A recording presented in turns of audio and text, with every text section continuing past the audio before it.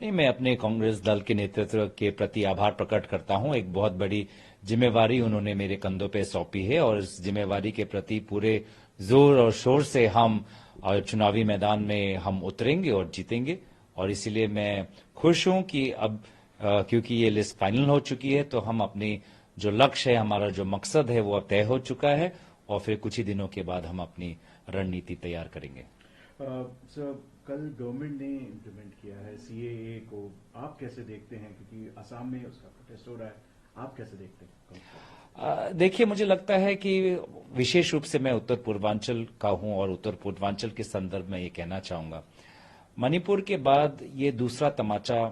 प्रधानमंत्री मोदी जी ने उत्तर पूर्वांचल के लोगों पर मारा है। पहले मणिपुर में आग लगी, मणिपुर में वहां पे हिंसा हुई और प्रधानमंत्री जी वहां पे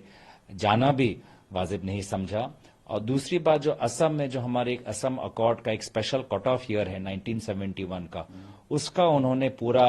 उल्लंघन करके अब एक नया कट ऑफ ईयर 2014 को का तय करके पूरे असम के शहीद जिन्होंने शहादत दी असम आंदोलन के समय, सभी पर आज उन्होंने एक काला दाग लगा दिया है। तो मैं अगर अपेक्षा करता था कि अगर प्रधानमंत्री मोदी जी ये करने वाले थे तो जब वे असम में होते तो साहस करके असम में ये बात रखते, पर उन्होंने बड़ी छल के साथ असम में अपना टूर प्रोग्राम किया और फिर वहां से निकल गए और दिल्ली में आकर उन्होंने ये तय किया। तो इससे कहीं ना कहीं ये भी लगता है कि ये किसी व्यक्ति को मदद करने के बजाय कुछ चुनावी लाभ इससे मिले। एसबीआई पर सुप्रीम कोर्ट का जो राय आया है, उस राय से लोगों का ध्यान भटकाने का भी काम ऐसा हो रहा है, क्योंकि जिस प्रकार से अभी पूरा सरकारी तंत्र अभी चुनाव में लग जाएगा तो कोई भी अभी सरकारी तंत्र लोगों के पास